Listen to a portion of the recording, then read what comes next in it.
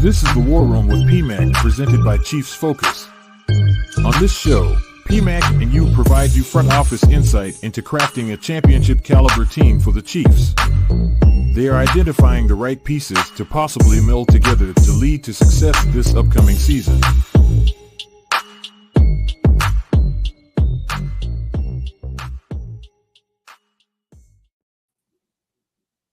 Welcome into the War Room with PMAC, where we are crafting together a team that can go for the three-peat. And we're doing it methodically, and we're trying to figure out the best pieces to put together to build that three-time championship team. I'm here with Philip, a.k.a. PMAC.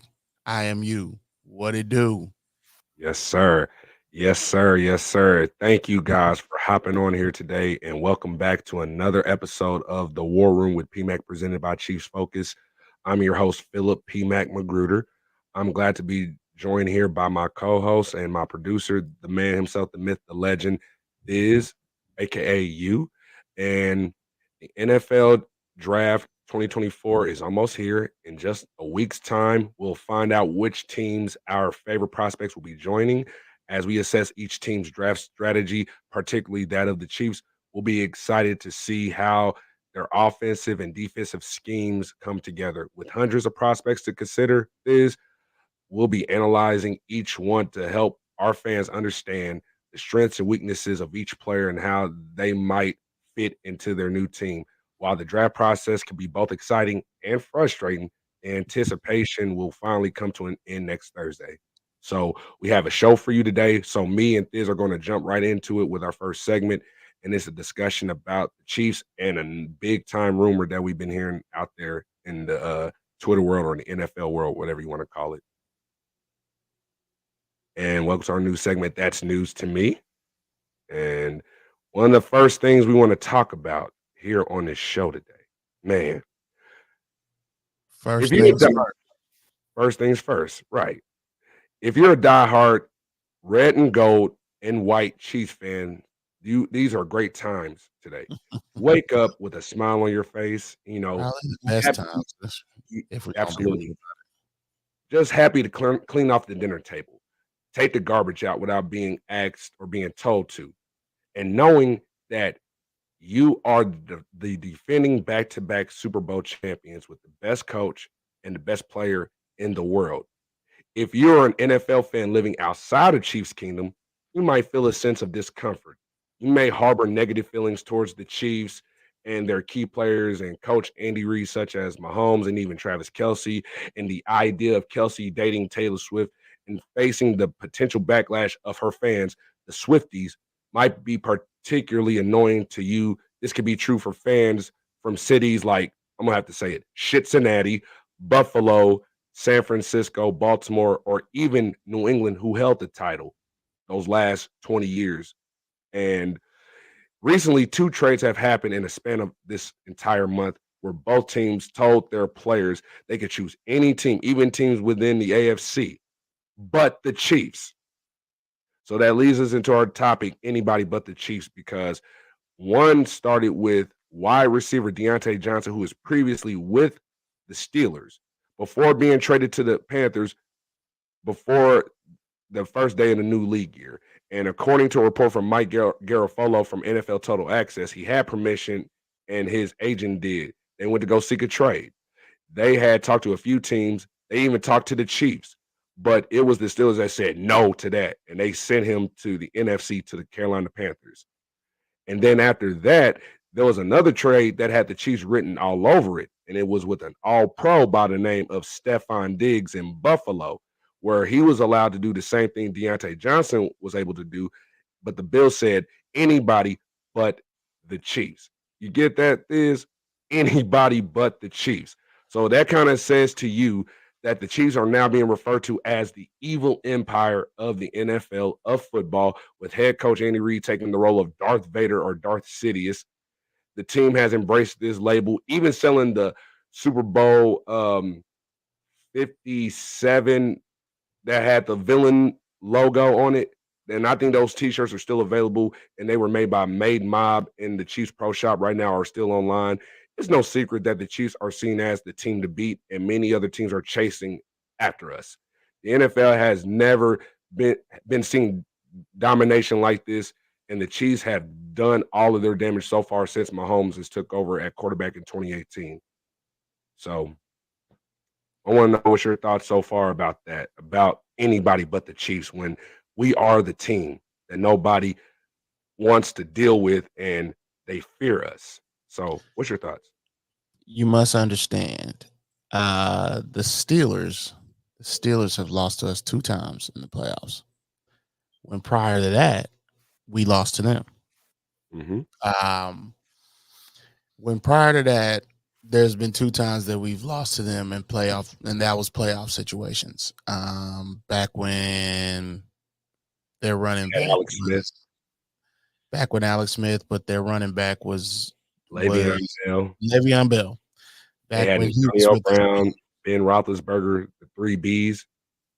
Yeah, so that there's history there, obviously, and then they're also in the AFC. I don't know what that's got to do with them because they haven't been close to top 5 in a long time. So if we're gonna be real about it, yeah, they're going to the Chiefs, but y'all not even that close yet. For real. Y'all got to figure out who your quarterback is. So y'all not even close. But I understand the concept of not wanting the Chiefs to get stronger because this is 3-peat season. Like anything short of that is a failure. Yeah. Period. So I get it, but I really. So that's the Steelers, and the other team was Buffalo Bills, the team that was supposed to be our nemesis after these last 3 seasons in the postseason. Actually, 2020 AFC Championship, the 13-second game of 2021. We didn't meet them in 2022. The Bengals sent them home in the division, and then wide right just this past year. So their window is, to me, over personally. Well, Joe Burrow begs to differ with you. He was on the New Heights podcast, I think this last week, and he said that the Bengals were built to beat the Chiefs. I saw that at Kelsey and both Jason and Travis receiving their diplomas at University of Cincinnati, and I love Travis's response to that. I'm gonna just let you know that means that they're getting a wide receiver. Just so you know, I can see it. That's what that means. There are a lot of good. We've talked about it's a lot of good left tackles in this position. I mean, not left tackles. There are a lot of good tackles in general in this draft. So if they can go, because they lose Tyler Boyd, they're not bringing him back. Like he's not coming back any shape, form, or fashion. So if they go get, let's say, Adonai Mitchell, let's say, or Rome or even let's say they go get a left tackle where they're sitting at right now, and then they go get a Keon Coleman later on in the second round, late or early second round. They move up in the second round, 33, 34, 35, 34 through 40, and try to get a Keon Coleman if he's there. Just know that's going to happen because with Tyler Boyd being gone, who was the healthiest of the 2 in Cincinnati as a wide receiver, Tyler Boyd and you know the dude's name, T. Higgins. Jamar. Yeah, with T. Higgins wasn't super healthy last year. Tyler Boyd was more healthy than he was, so you gotta think about that. Yeah, I was gonna say this.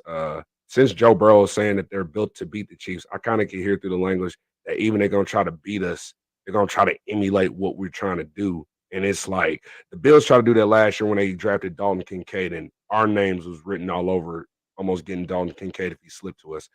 Now there's another name that the Bengals have their, as I heard in Rumorville, especially from our guy on the inside who we've talked to about this. He says that the Bengals are looking to try to look at Brock Bowers if he falls to them in between ranges number 11 through 20. And that could be like their move, like what the Bills did with Kincaid, as a way to try to get at the Chiefs.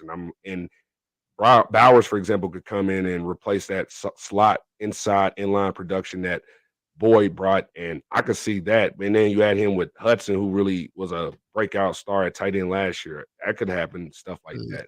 I think teams are going to do something different because they don't want to do the same thing over. But I'm not as worried about anybody getting any other tight end because aside from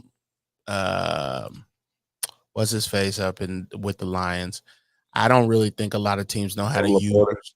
Yeah, Sam Laporta. I don't think a lot of teams know how to use a tight end in the way that they could be the best for the team.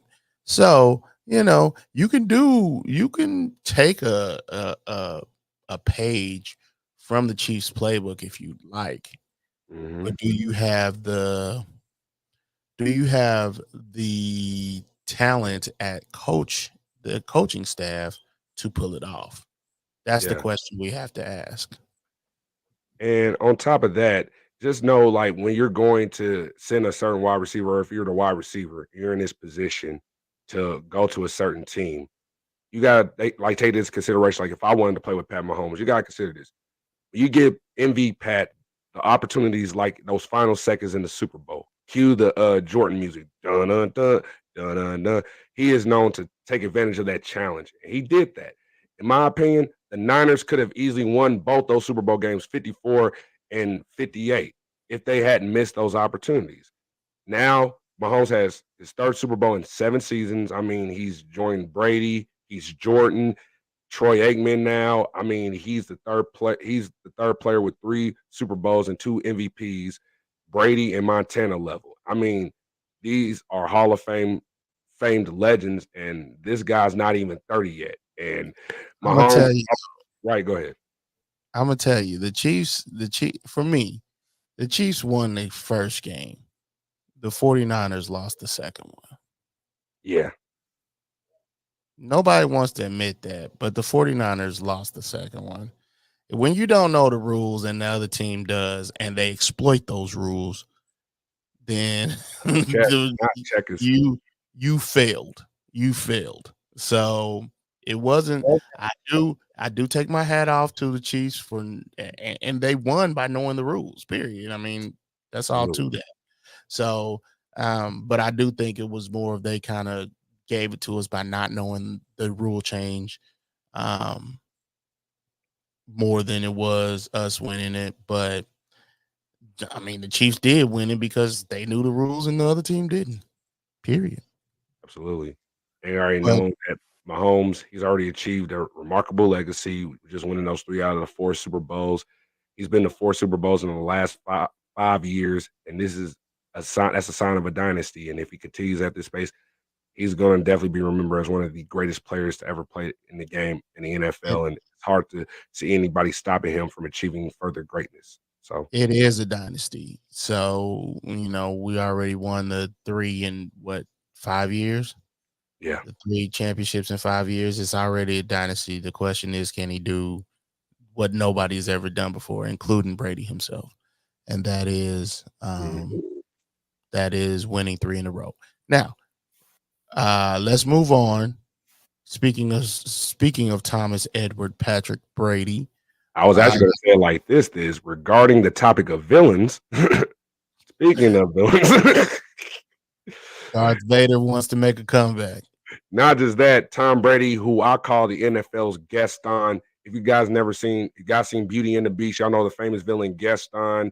He was supposed to be one of the most good-looking characters, but villains, dark-hearted person. Like, nobody says no to Gaston, or nobody says no to Tom Brady. Every time I see Brady, he always comes with the looks and everything, smile in your face like Gaston does in the movie. Like we said to Bell, it's time for you to put those books down, start paying attention to more important things, like me. And then start smiling on her face and the women fall over him. That's Tom Brady. You need to go sit down. But anyway, Brady had previously announced that he was retiring from football for good after coming out of retirement once before. However, at the age of 46, he seems to be reconsidering his decision. During an appearance on Deep Cuts with Vic Blends, Brady hinted at a potential return to the NFL and even mentioned the Patriots and the Las Vegas Raiders. Yes, guys, the Las Vegas Raiders as possible teams he could join. And from Brady's words, he said this: I'm not opposed to it. I don't know if they're going to let me if I became an owner of an NFL team. I don't know. I'm always going to be in good shape, always going to be able to throw the ball. So to come in for a little bit like MJ, referencing Michael Jordan coming back, I don't know if they'd let me, but I wouldn't be opposed to it. So speculation around Brady's future plans have already begun. So I want to know what your thoughts on this before I say what I got to say. Yeah, of course. For those that don't know, that Tom Brady wants to be part owner of the Las Vegas Raiders. He has been offered that from the owner, Mark Davis. So with that being said, he can be owner, but if he wants to play, he has to get a third of the ownership votes to play. I don't quote me on that. But he has to get the ownership's approval to play and be an owner as well. And let's be honest. Let's be completely stone cold honest. Michael Jordan did the same thing. Yeah. He owned the Wizards and he came back and played as a Wizards player. And if that was your last chance to see that Michael Jordan play, he was a shell of his former self. But he's still Michael Jordan, the greatest, one of the greatest of all time. So it was always a ticket to buy. If you were going to have that opportunity, you take that opportunity. This would be the same situation here. The Raiders, no. The Patriots, I highly doubt that they would bring him back and do anything with him because there's a completely new regime. Gerard Mayo is the coach up there. Seems like they're doing things different. They do need a quarterback. The Raiders do need a quarterback as well. But I don't know. It's not a coincidence that these are two teams that are considered to pick high in this upcoming draft that he wants to come back to. And yeah, you played with Gerard Mayo. Yeah, that might be the opportunity. And plus, you have a good relationship with Bob Kraft. But then why would I, even though I'm a minority owner of this team, the Raiders, why would I want to play for the guy that kept me from having the greatest team in NFL history, going undefeated, Antonio Pierce, who was that linebacker? I knew you would say something like that. But I don't think. Look. When you look at it from the aspect that me and you talked about in private, and it's not a private conversation, folks, but me and you myself and you talked about it, that he feels the pressure. He feels it. Mahomes is already at 3. Legacy threatened? Yeah, in 6 years. Tom Brady kind of went on the same trajectory with his career. The issue happened to be he wasn't an MVP until the 10s, the 2010. Yeah, he wasn't Tom Brady until after the 3rd Super Bowl. Yeah. But here we are talking about Patrick Mahomes, who is now the guy. Tom Brady's the guy, but he ain't never been number 1. No. I don't. If I'm not mistaken, I don't think he has been number 1 because he's a multiple-time MVP. So let me say it like that. He has been number 1. Yeah. But Patrick Mahomes is QB1 in the league, and he's been that for the last 3 years. Yeah. 3 years. So, with that being said, I think that legacy's feeling threatened a little bit. Yeah, I absolutely agree with you there. And it's a thing though that people need to understand. You know, it is important to understand that that Patriots and Raider Nation should not get their hopes up because Brady is set to become a minority owner of the Raiders, and the league rules would prevent him from playing while holding an ownership stake in an NFL team. While it may be amusing to think about, it is highly unlikely that Brady will stage another comeback, especially that he will turn 47 in August this year. Instead, expect the 7-time Super Bowl champion will focus on his new role as Fox lead color commentator for this upcoming season or the next season, whichever one he'll join, whenever he'll join. Before we move on, let me throw this at you. All right. If he comes back and he is not part owner yet, okay, let's get that clear. There's so many votes that the ownership has to throw out there just in, if he wants to be owner player. He would be the first in the NFL to do that. So, of course, Tom Brady wants to be the first and only. He's the first player to win in on his home turf, the Super Bowl, which I don't like to mention for obvious reasons.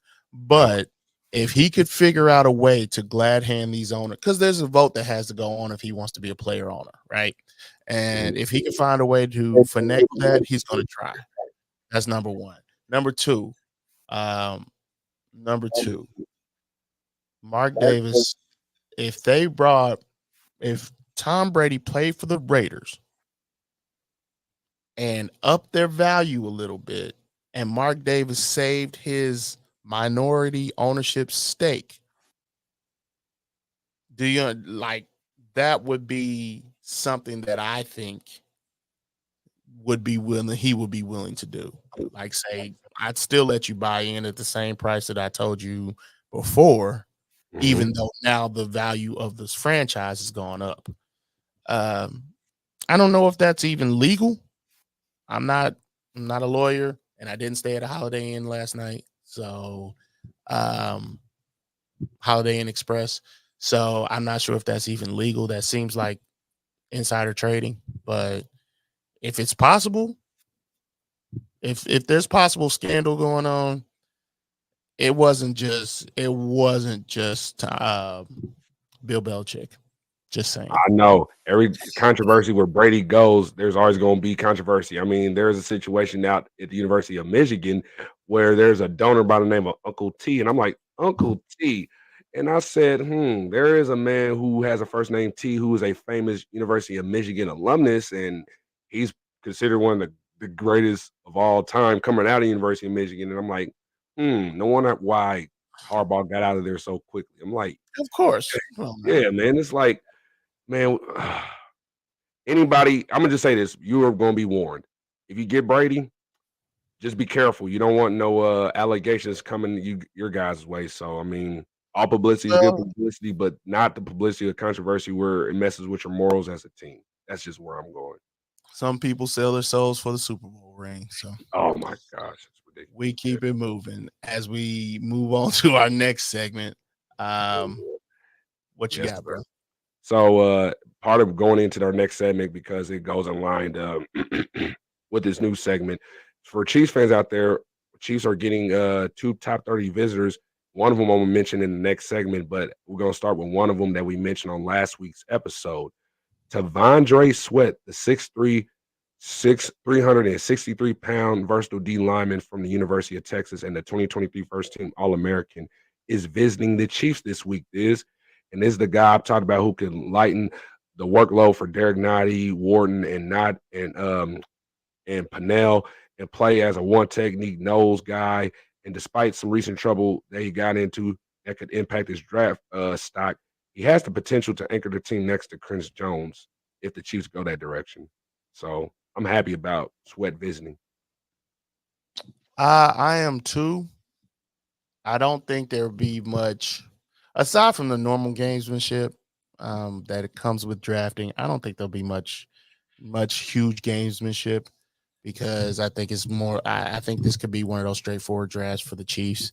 I don't see a huge move happening the first one I'm thinking of, and the only one that the Chiefs ever really had was moving or not allowing people to know that they were interested in Patrick Mahomes.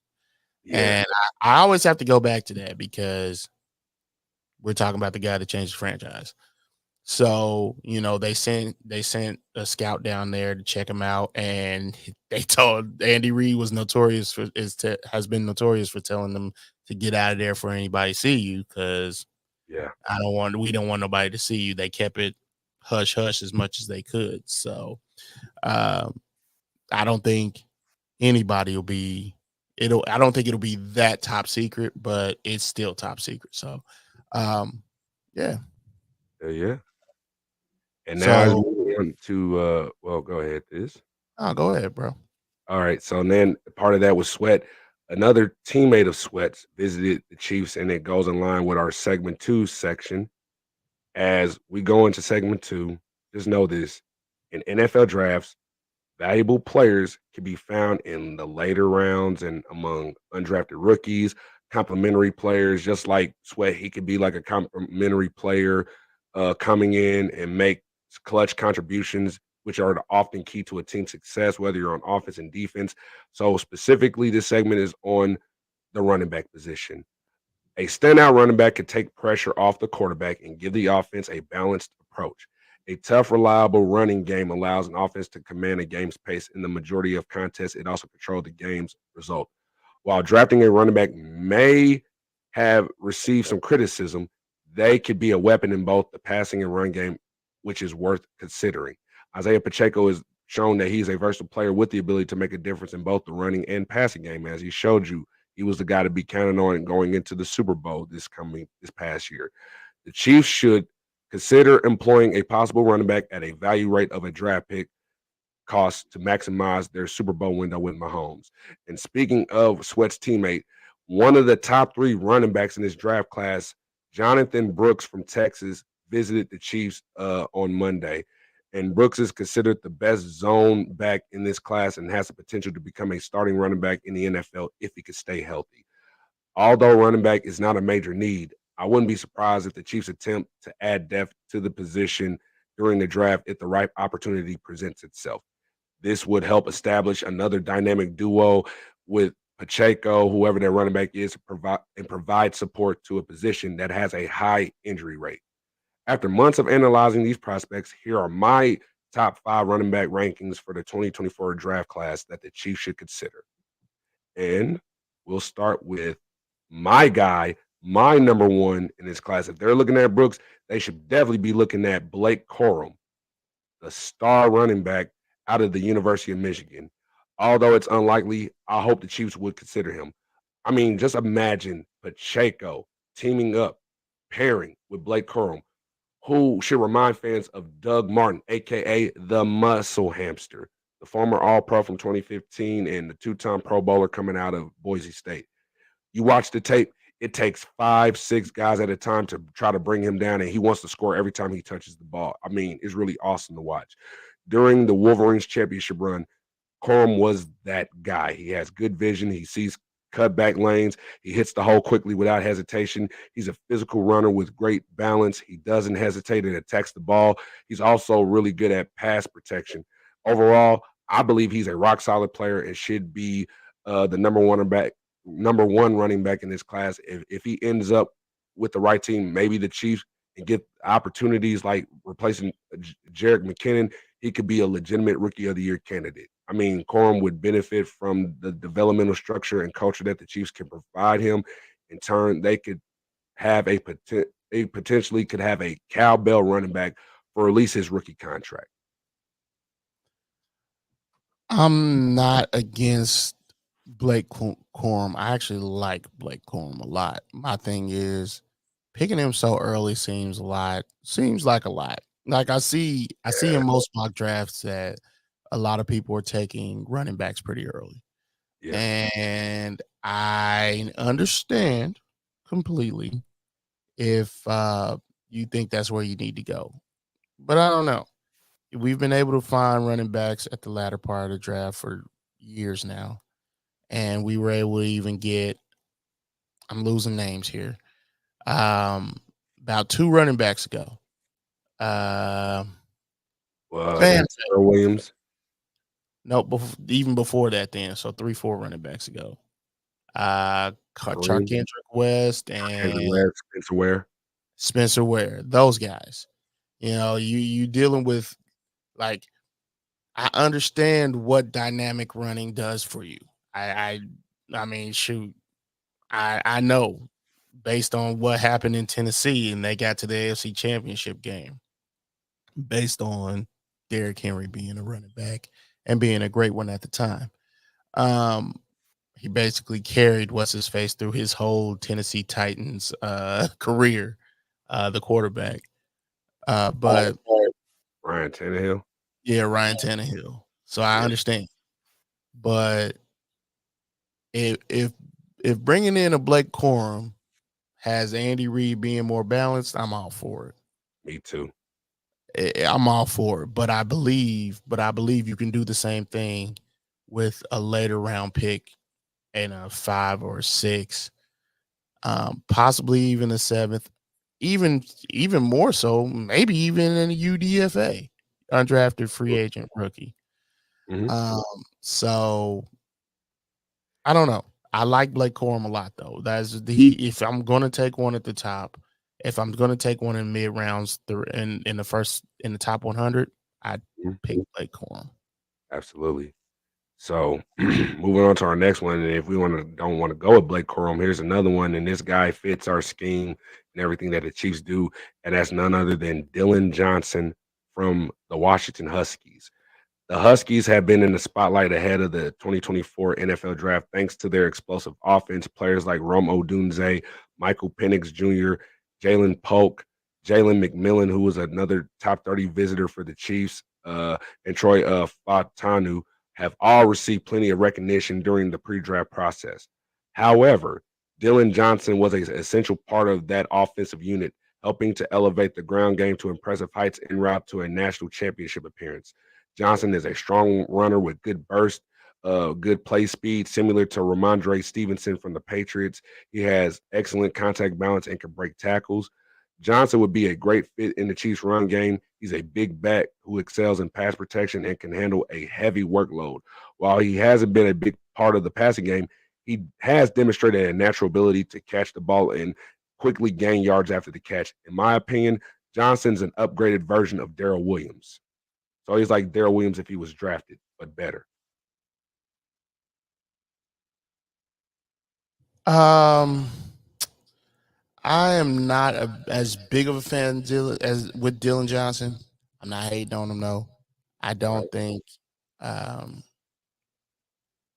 I think he has some skills that could actually be very helpful to this team, and he can catch the ball. That's one of the things that I do need out of a wide receiver. Out of a running back. Right. So having him is not going to be a downgrade. I think he would be very helpful in this offense.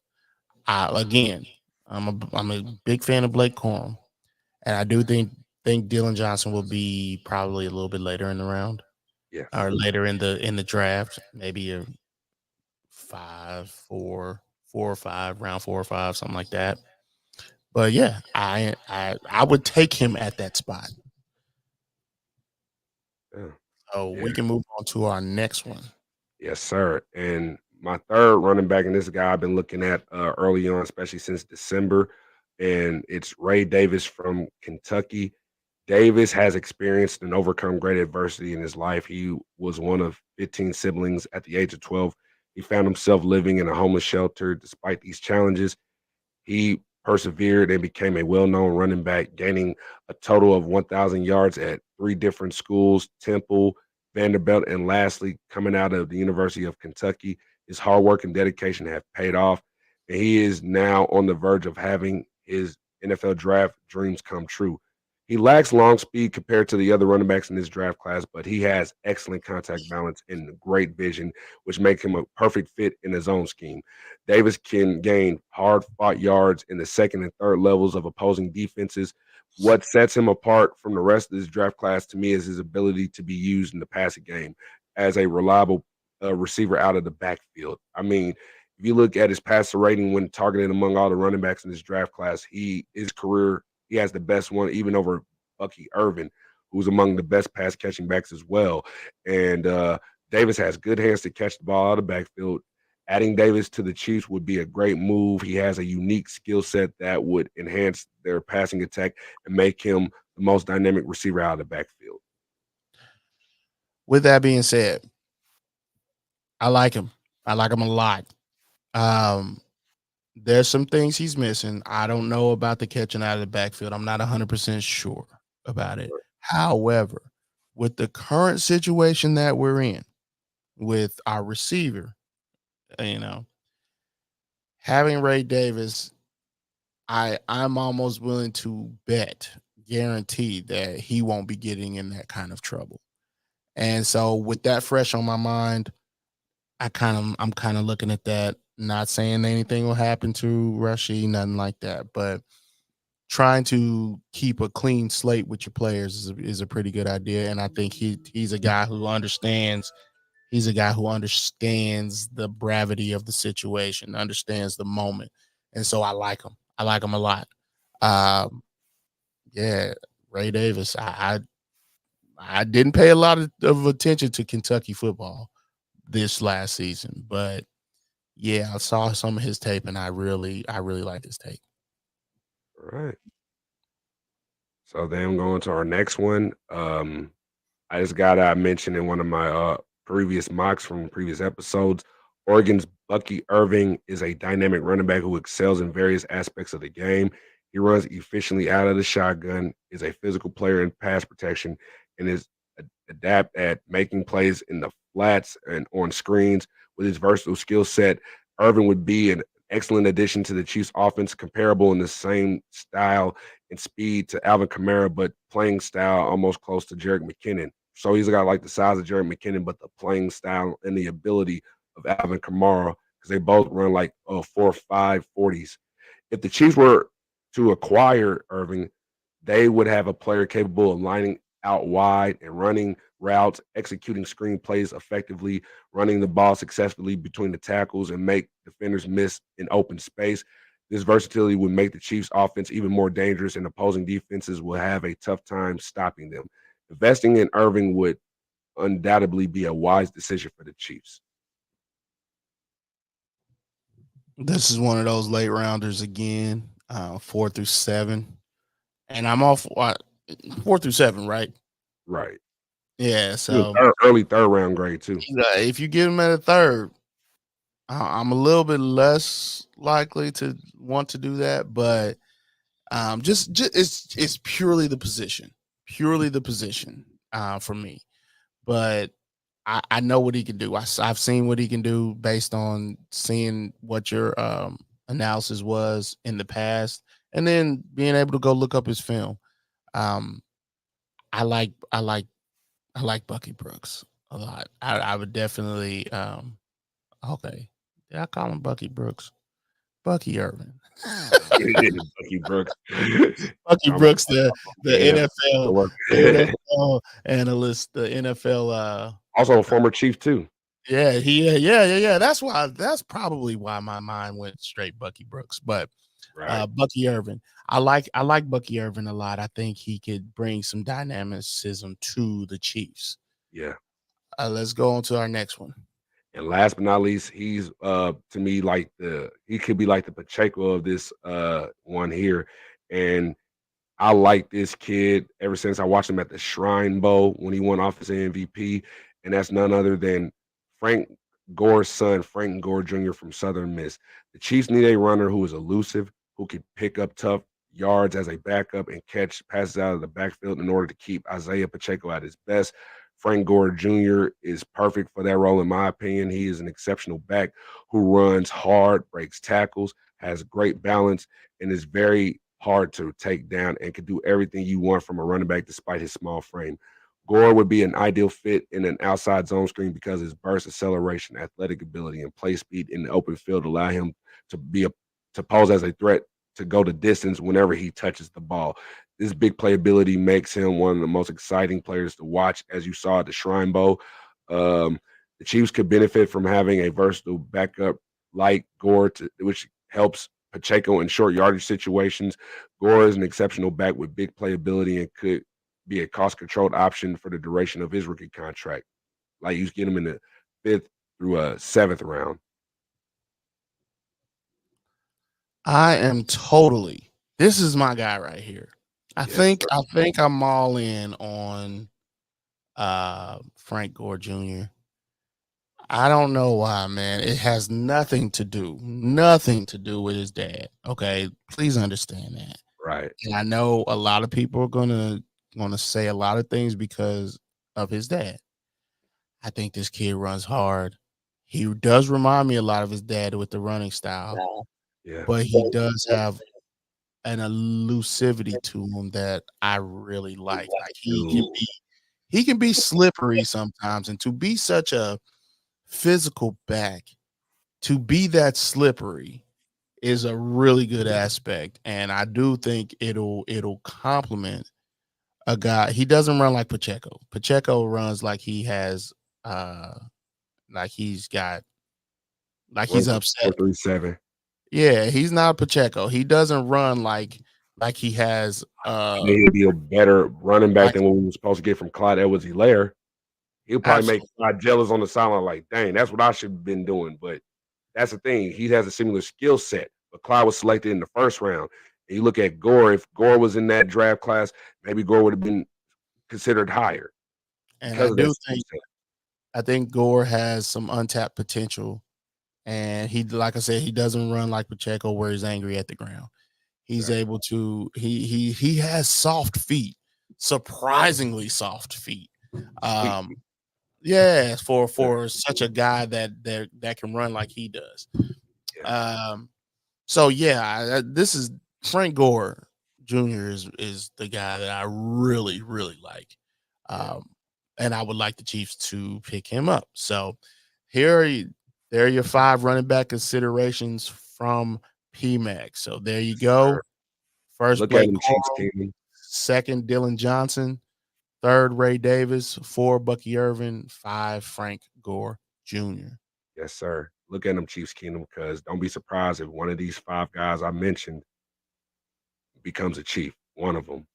Because you know the Chiefs are looking, especially they're going to looking at Jonathan Brooks. So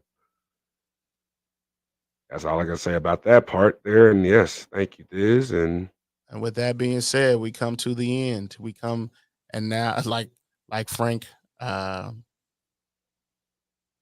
said, now the end is near. Yes. But before we end, of course, we have to have a mock draft. And this time we're going to do a full mock draft. Yes. As you guys know, in the past few episodes, this is PMAC's mock draft 8.0. Yes, 8.0. And sorry about that, but I'm just so excited about that. So, like I was gonna say here, the past few episodes, we've been doing 3-round mock drafts, and last week we did a 4-round. So as the draft approaches and it happens next Thursday, we are now going to do from now on, starting today, and also for next episode before the big day, we're going to do 7 rounds. So in this segment, using a 7-round mock draft for the Chiefs based on off of their recent moves.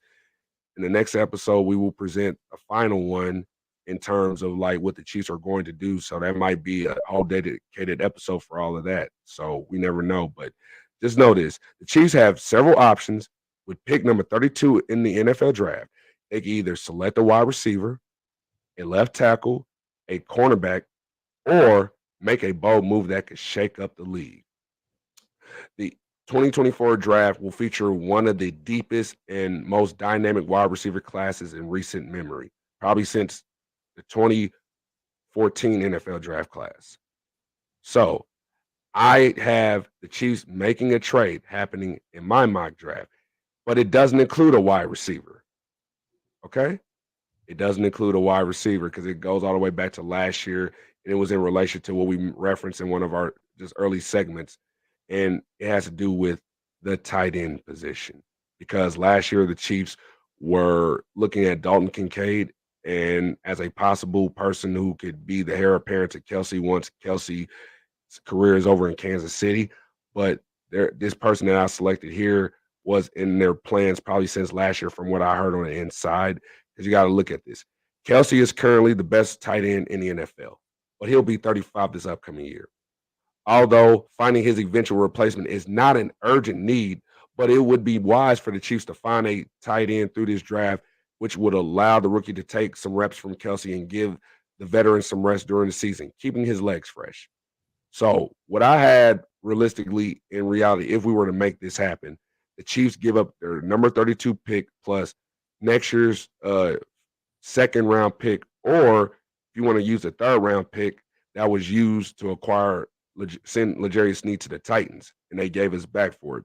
Should be enough to get the Chiefs to as high as between number 11, where the Minnesota Vikings are taking. But in this one, I have them trading with the Bears. And, Pro Football Focus's mock draft had me say I had to use the first round pick, which I don't realistically see in the Chiefs doing in reality.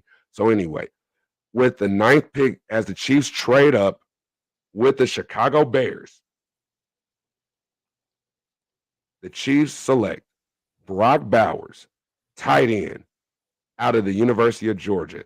They make a bold pick by selecting Bowers, who will be joining a stacked group of receivers threatening okay, excuse me, what I'm about to say.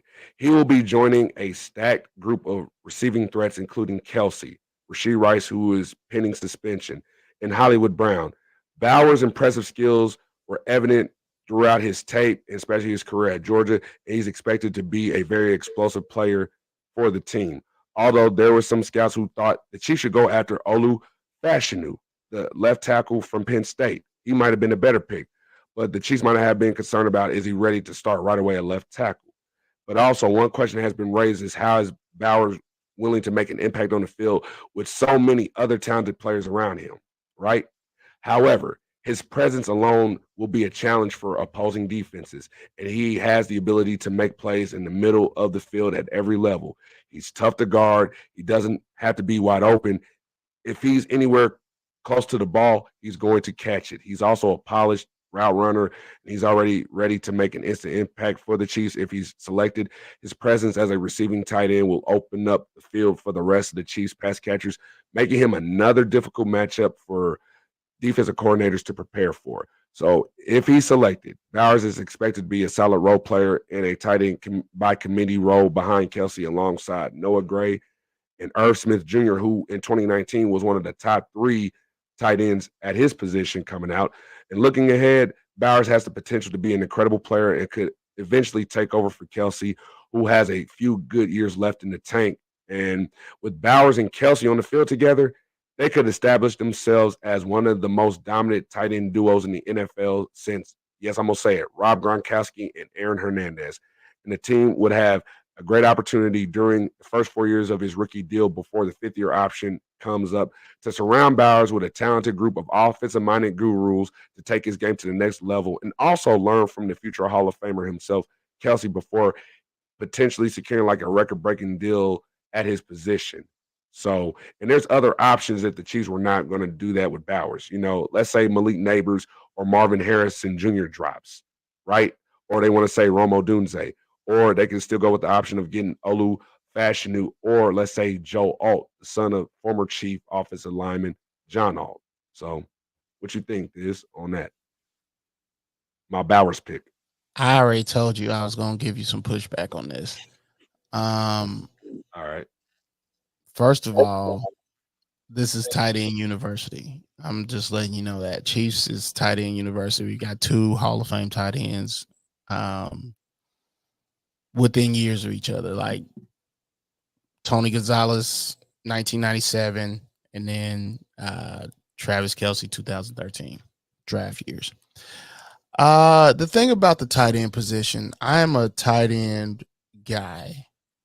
I think the tight end is a underrated position that a lot of people do not think about until they have to, right? Tight ends have been used early. When I first started watching football, they've been used to block a lot. Like, why are we blocking? These are extra hands. These are a set of hands here that you could be using. A huge target for rookie receivers, and even better target for guys that already know what they're doing. You could use them as a bailout, as a bug out type of situation. And for those of you who don't know what I'm talking about, bug out is when you got to get out somewhere fast because of whatever reason. You got to get out of a pinch. He can be there as your out guy. But moving up to 9 seems asinine to me. Moving up to 9 to pick a tight end seems asinine to me. Like, I know. It's from somebody on the inside that has told me about what he's heard from the inside, and I was like, it just I'm not hating. I'm not hating it just seems so unlikely. It's just based on what I know from Andy Reid. and he can make that left turn. He can hit that left turn with the fishtail to throw the league off, and this will help our offense outside of us going to get a wide receiver, which is still a deep class. This is still a deep class of wide receiver. We could go find a wide receiver in later rounds, probably so deep as to the third that can make an impact in this year's even fifth round, dude. Like, yeah, that's what I'm saying. This has been one of the deeper wide receiver classes as of now that I've seen. So we probably could go down to the third and get a wide receiver that can make an impact. When I say impact, have about 700 yards this year. But here's what I do like about it. Here's what I love about it, actually. It tells me that they're not worried about what's happening with Rasheed. Exactly. They're not making a decision based on what happened, the unfortunate situation that happened with him. Yeah. And it also makes me think that they're not rushing into anything to fill that production, because you bring in this guy, Brock Bowers, he's not going to be what Kelce is right now. And that's what people are going to think about. Right. But they're going to grow what they're going to give him. And then he's going to mature throughout the process. Absolutely. So it doesn't handcuff them. And I like the fact that it doesn't handcuff them, and they're going to do the best with what they got. And if Andy Reid did this thing, I'm going to be like, wow, but I'm not going to hate it. Just so you know. I understand it too. I don't know how you. Yeah. How do you hate Brock Bowers? Look at this dude. I know, man. Look. The dude is huge. He's a Mack truck. Look at that. He's so fast. Imagine him and Kelce on the field at the same time, two tight end sets, and we're throwing teams off. And so we trick them with either we're going to run or we're going to throw. And that's what the Chiefs had to do last year. They had to count on more of the run game to help out. And I feel like, don't be surprised if the Chiefs go with that more direction, knowing that's to balance the entire offense out. So you don't have to worry about all the wide receiver issue. That could also deal with the wide receiver issue with the drops and everything. And I feel like going into year two working with Connor Embree, I think it's important to, work with that group to try to work on those things while you try to imply everything else to your scheme to try to make it work. And see, like you saw this play here as an H-back right here, man. This play is what drew me, like when I first saw Kelce's been on plays like that before. Noah Gray, Blake Bell. Now you got Irv Smith Jr., who was also a player coming out of SEC at the tight end position. So adding Bowers to that group, man, everybody in the NFL will be like, oh my gosh, not only are they going to run a dominant 12 personnel, but they could run a dominant 13 personnel. I love 13. Yes. Tell you, I call it the jumbo package. Yeah. I love the jumbo package. And so having Brock Bowers might be to the league what they expected Clyde Edwards-Helaire to be in 2020 to the league. It would strengthen the strength. So in light of that, we got Brock Bowers, pick number 1, move up from 32 to 9, with a trade with the Bears. Yeah. And we also trade our first round pick in 2025. Which I don't really see us doing at all. We're not going to do all that. Tight end, Georgia, for pick number 9. I don't look, man. You gave the Bills 2 first round picks. You gave them the first round and that next year. So this is realistic to me. Yeah, that's realistic to me. To move up to the single digits, yeah, that's realistic. That's just one more pick up.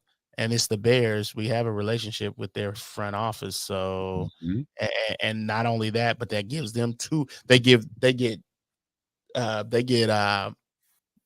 Caleb Williams with this pick. Mm-hmm. They get rid of the 9 pick, and they get They get 2 first round picks in 2025. Come on now, that's a doable situation. So, in the interest of time, we're gonna move on. All right. So this time with pick number 64, the Chiefs finally get their wide receiver, and one of them was, as I mentioned, one of the top 30 visitors. The Chiefs urgently needed wide receivers after the recent events that have occurred with our current players, especially Rashee Rice, and also cutting MVS. While Washington's Jalen McMillan may not start immediately for the Chiefs in 2024, he is expected to play a significant role, rotating with Rashee Rice and Kadarius Tony. This Wrong one. Sorry. yeah, Jalen McMillan. Yeah. So Jalen McMillan, wide receiver from the University of Washington, he might not start immediately, but he could be expected to play a significant role rotating with Rice when he comes back, and Kadarius Toney in the slot, while Rice and Brown and Justin Watson receive most of their snaps at outside receiver. McMillan is somewhat undersized at 6'1", 198 pounds, but he's expected to play the X slot receiver role. He's a real good route runner with strong hands at the catch point.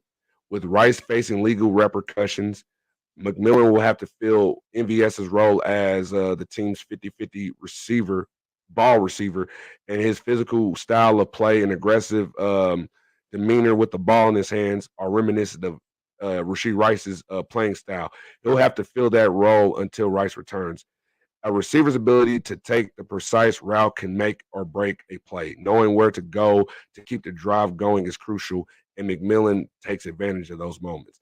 He would be a great addition to the Chiefs' offense with his knack for winning on all three levels of the game. He is well equipped to handle the role of the team's second wide receiver and could be an interesting fit for the Chiefs in the slot. I like the slot idea. I love the slot idea, bro. Yeah. It's something that I really, really want to see happen.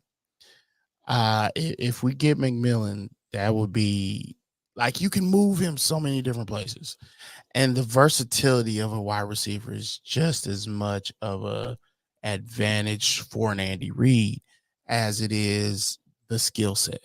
You know what I mean? So I would love to see him in the slot. And just him being able to run all three levels, short, intermediate, and long, you could take advantage of that.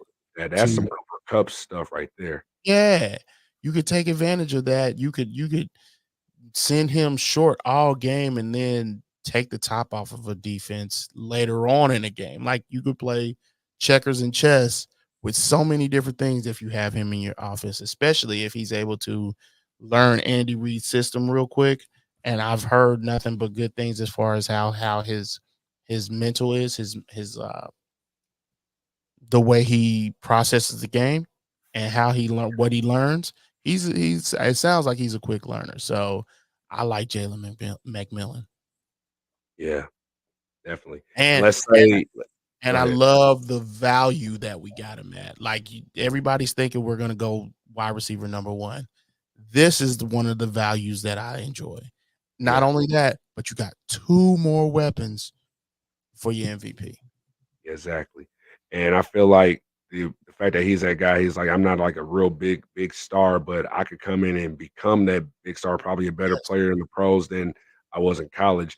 And I feel like the Chiefs see that because he was a contributor to them going to Washington, going to the national championship.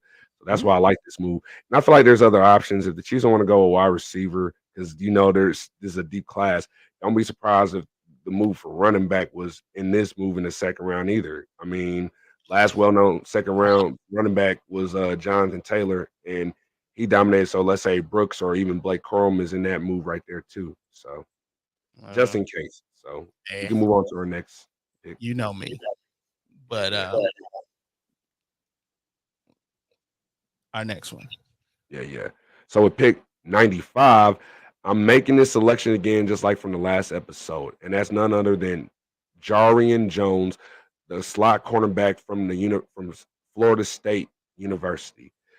I think he's one of the most talented cornerbacks coming out of this draft class, particularly as a slot corner. Jones is a gifted athlete who can guard receivers both outside and in the slot, and has an impressive 4.38 40 time.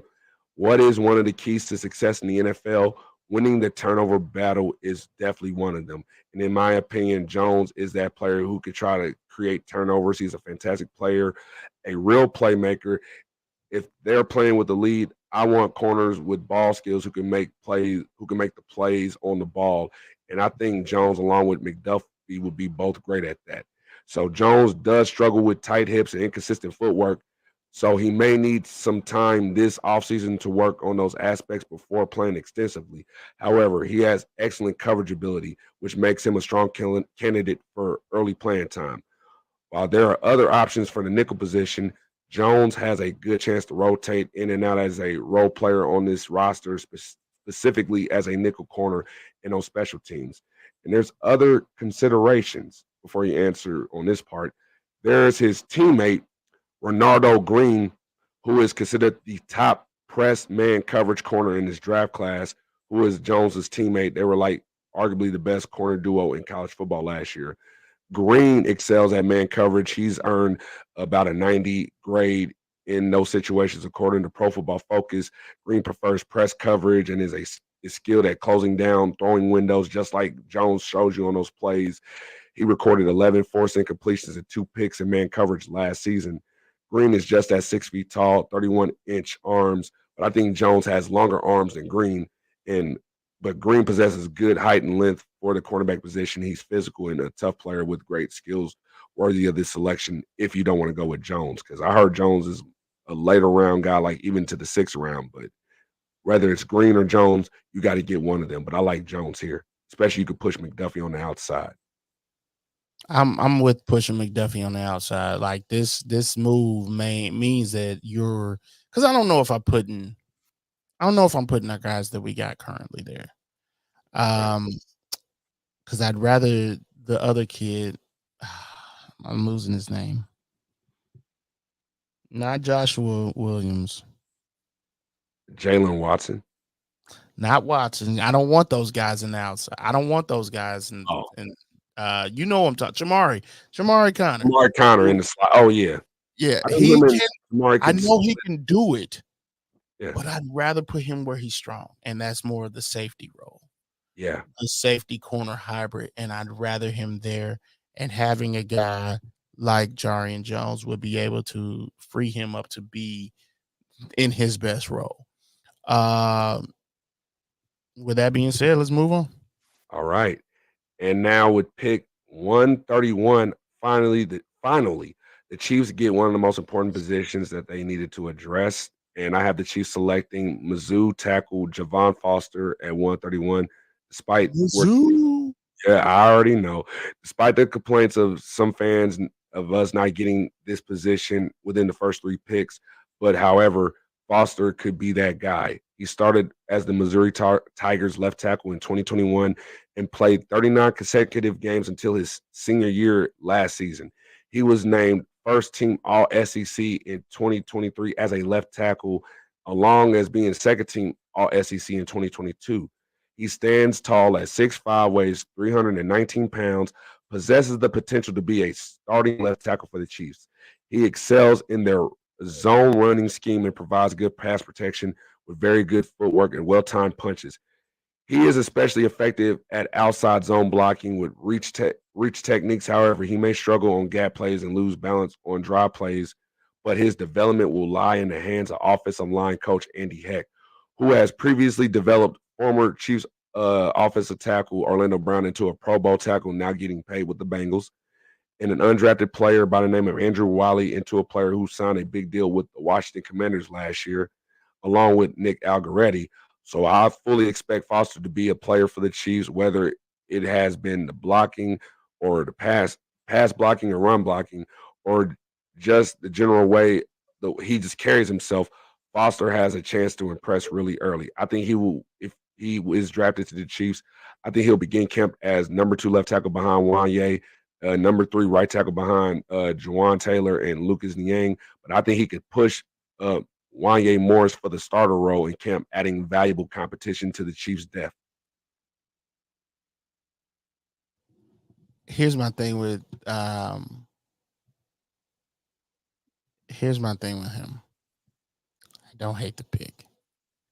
Now, I do think there are some things he needs to work on.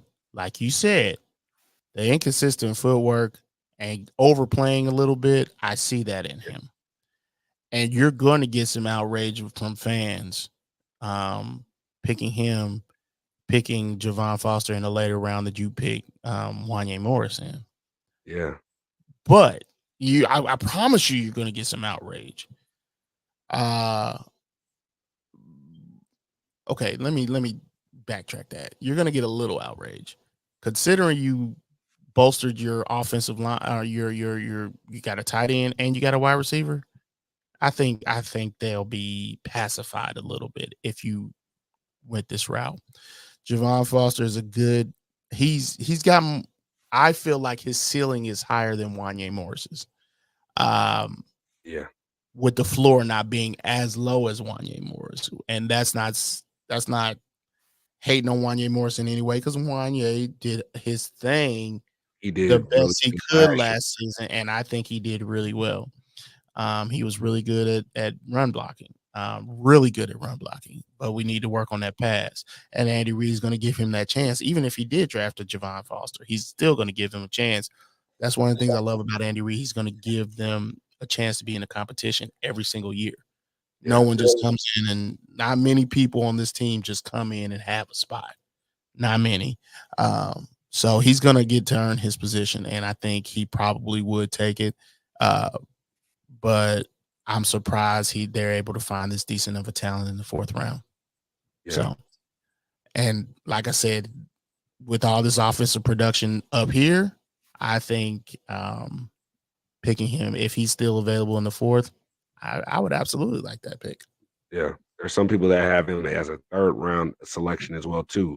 Jim Nagy from the Senior Bowl, the director of the Senior Bowl, he says you should get him in the 3rd round if you want to. And I'm like, oh, okay. So yeah. I have heard 3rd round. I've heard 3rd round. And if if he falls to the 4th, that's a steal for you.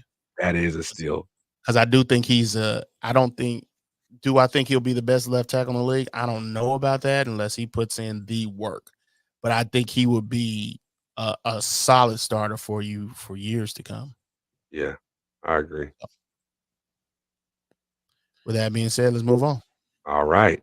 And now with pick number 159, I have the Chiefs selecting Tyler Davis, defensive tackle out of Clemson.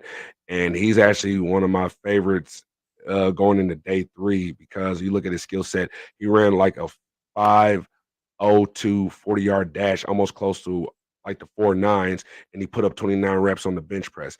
I believe the Chiefs make a very good pick by adding an explosive 3 technique player who can penetrate on passing plays and strengthen the team's defense. Although this helps form a good rotation, it would also mean that Derek Nnadi, Mike Pennell, and Tershawn Wharton may no longer be needed in a year, which they are on a 1-year contract each this upcoming year. This new player is a talented one-gap penetrator who could cause havoc in the backfield with his burst. While he will be used in sub-packages to rush the passer, he needs to develop more strength and ability to play with a lower center of gravity. But if Davis were to be placed between Chris Jones and George Karlaftis, he'll be somebody that you'll have to account for and know where he's at pre-snap at all times. He could be a game wrecker because of the similar size like that of Aaron Donald. He is athletic. He's quick. He has, just like T'Vondre Sweat, a violent pair of hands. He could cause trouble from the 3, 4, or 5 technique. He can demand double teams, which could also help out Chris Jones, or if Chris Jones takes on those double teams, watch out for him, allowing linebackers to make more plays as well. Let's say Nick Bolton, Tranquil, and Chanel around him. His biggest impact, however, will be stopping the run and making plays in the backfield. And the Chiefs value interior pass rushers, and landing Davis in the 5th round, to me, is a great grab right here. I like Davis. I did. You put me onto him. Tyler Davis, he was not on my board. However, picking him in this last round and then giving him 3 years alongside with Chris Jones, not only could he wreak havoc in the middle, I honestly think he could move along the defensive line. The dude has some speed for a big guy. speed, and he is I stronger than Derek Nottie. He's he is faster. He probably would dominate the 110 better than Derek Nottie and Ward. I'm like, this is the guy that that dude yeah, is a bull. That dude is a bull. That dude is strong and he's fast. And so what I see is if he can, like the first year, of course, you're just gonna let him ease into that defensive tackle, Derek Nottie type of role, right? Limited downs, whatever. But as you get more in the years with him, you hope that he can expand his role. And with his speed, I can see them trying to push him to the outside. I can yeah. see it. Gotta I can switch see it it. around to confuse teams. Hey man, if they were As looking long at as Andre Spags is here. Sweat too, Yeah. imagine If putting they Andre if Sweat they at defensive end, and he if actually they has the speed too, and the ability, especially those rips he does. I'm like, if they I'd be bring in straight. Tavondre Sweat and this dude, like, look at the speed on the guy. I 13. know, man. That's some Aaron Donald ish right there. I mean, just and with that kind of speed and being able to win one-on-ones like that, I think you add you add different elements every year. You get the hand fighting, if that's his thing. But he's the strongest in ox, man. So I think using his strength and being able to push him to the outside eventually, maybe year 3, 4, um, man, that would add to his repertoire so much. So Yeah. um, we got 2 more because All I right. know in the interest of time we need to move on. All right. All right. So with number 173, the Kansas City Chiefs select Dylan Lobby, running back from New Hampshire, or you could say the FC, the football championship subdivisions, UNH, New Hampshire. So Jared McKinnon is still a free agent, leaving Pacheco and Clyde as the team's 2 remaining contributors in the backfield. You could consider Lewis Reese Zamet, but I think he's both running back and wide receiver, and he's also going to be return specialist. So to add another weapon to the team, especially for depth at the running back position, but also somebody who could challenge CEH, Veach can draft Lobby, who is a Swiss Army knife because he can line up all over the field in multiple roles and formations. While he primarily does his damage in the backfield, he's kind of like an FCS's Christian McCaffrey. That's my comparison to him. He could be a threat from the slot, and as a return specialist, he can return kicks and punts. His versatility will make him a valuable asset at Andy Reid's scheme. He's 5'10", weighs 208 pounds. He has excellent balance that helps him create additional yards after contact. Isaiah Pacheco is expected to take most of the carries, but Lobby will also compete with CEH to replace the production left by Jerick McKinnon. You're also looking at a guy that I agree with everything you said, but he, like you said, well balanced. I like the well balanced thing, and it gives you a stark a contrast between what Pacheco gives you and what he can give you, which means that defenses are going to have to play you differently when Lowby's in there. Um, like and switching it up like that could really throw a wrench in a defensive game plan if you're able to do it strategically. And that's one of the things I really like about Lowby. Also, he has decent hands. He has decent hands to go out for a catch or even field punts if you want him to. He has that skill set. And so I like the guy. And especially picking him up in these. To the end zone, and oh my gosh, like the way he hits those holes too, and just Yeah, he's not scared to hit a hole at all. So yeah, I like Lowby a lot, especially getting him in the round that you're talking about. Yes, sir. Yes, sir. That's where I'm talking about getting a running back. So last but not least. All right, last but not least, and with the final pick of the Chiefs' 7th round mock draft at number 221, I got the Chiefs making a selection for Dominique Hampton, safety out of Washington. And he was a teammate of Trent McDuffie's before McDuffie got drafted to the Chiefs in 2022. Yep. Watch Hampton to me is a great pick here in the 7th round, especially if the Chiefs don't go for a linebacker. And I'll talk about that after I finish up on this part here. This guy is a high energy player and a clear leader on that Huskies defense that helped them get to the national championship. He's kind of like that enforcer safety, like that Cam Chancellor, Kyle Hamilton like safety. And the last safety drafted by the Chiefs in the 7th round that became a well-known starter was Jared Page in 2006, who played all 16 games his rookie year, who had 38 tackles, 3 picks, 9 special team tackles. Then the next year he would start all his games and, have, same amount of interceptions that he had his rookie year. And of course, we all know about the story about Jared Page, how he suffered a shoulder injury before he became a restricted free agent after 2029 and requested a trade and all that. But anyway, you got David Merritt, the defensive back coach of the Chiefs, and, defensive coordinator Spags having a great history with working with defensive backs, and they should be very pleased to see a player like Hampton available in the 7th round. Hampton fulfills every requirement for the safety position and will be an excellent addition to Spags' man coverage packages, blitz packages, game plan adjustments against unique slot receivers, and more. In addition, he provides Spags with 3 safety options, including Reed, and in case Cook's health improves, especially then you got Shamari Connor, who's also what you utilize in the slot as well. Hampton could be utilized as a secondary slot defender, a dime backer early in his career.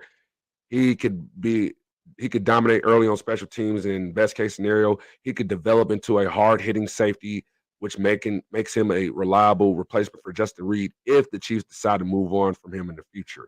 But as of now, you would have Reed, Cook, that could be your expected starters for the Chiefs, with Deion Bush, Shamari Connor, and Hampton playing supporting roles. And let's say other options, if they were not going to go with safety, then let's say linebacker, like the J.D. Bertrand, as you saw, his name was on Quentin's mock draft. He's a name that I'm looked into. Curtis Jacobs from Penn State. There's also Eddie Osho from Washington, another teammate of Hampton, and also who played with McDuffie at Washington.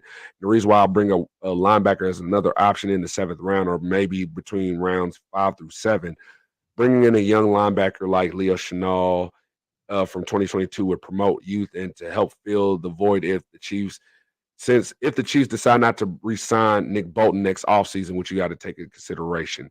And some of the linebackers in this year's draft had the versatility to play off the ball on early downs and then put their hands in the dirt and rush the passer on the edge in passing down situations.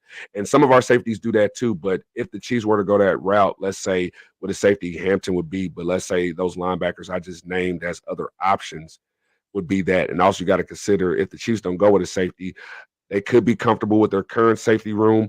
And then there's other veteran options like Justin Simmons, Eddie Jackson, and also Micah Hyde, who could be one-year prove-it-deal guys. But other than that, that's my pick for 221, Dominique Hampton. I like the way he plays. I like this idea more than I like re-signing Justin Reed. And the reason I say that, Reed is a good dude. Reed is a great player. Yes. Super smart. I think we got the best out of him that we're gonna get.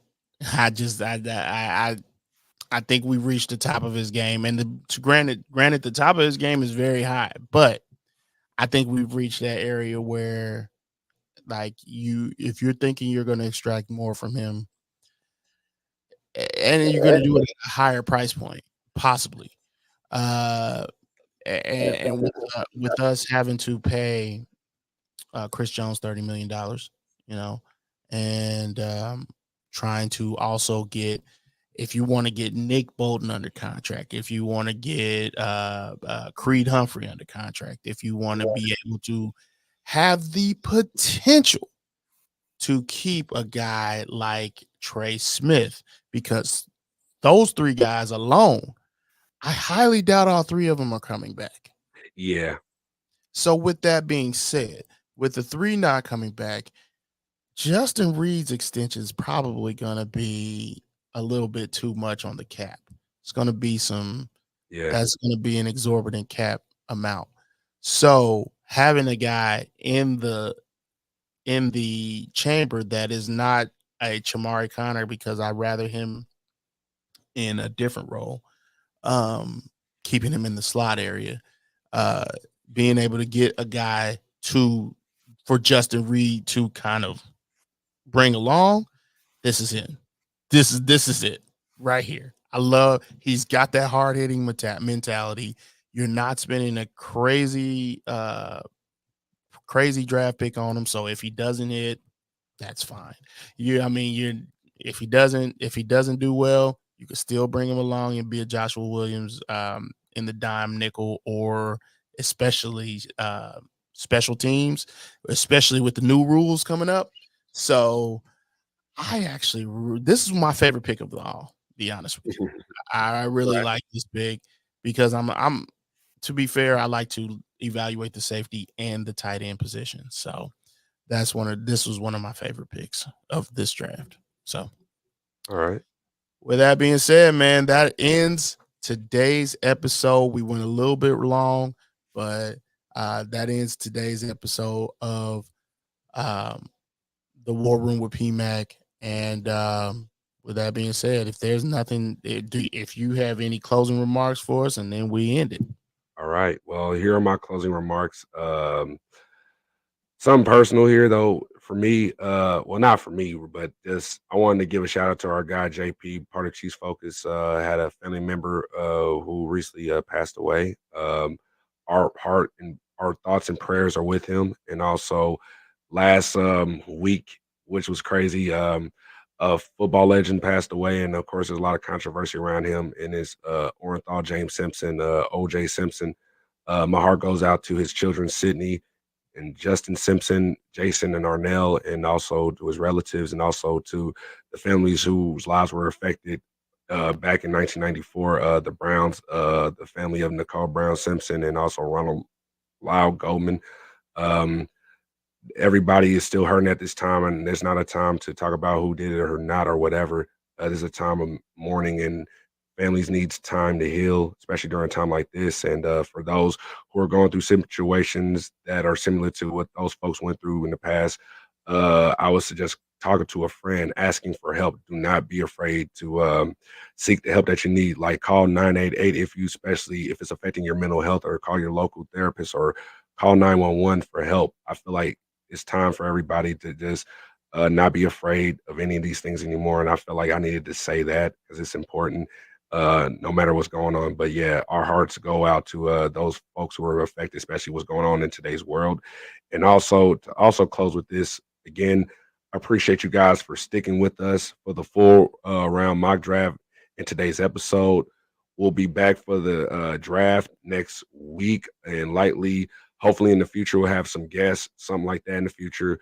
You could be anywhere in the world, but you were here with us today, and I want to say thank you guys.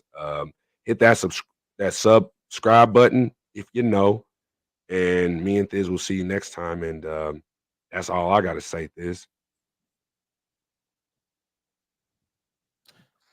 With that being said, nothing left to say but deuces.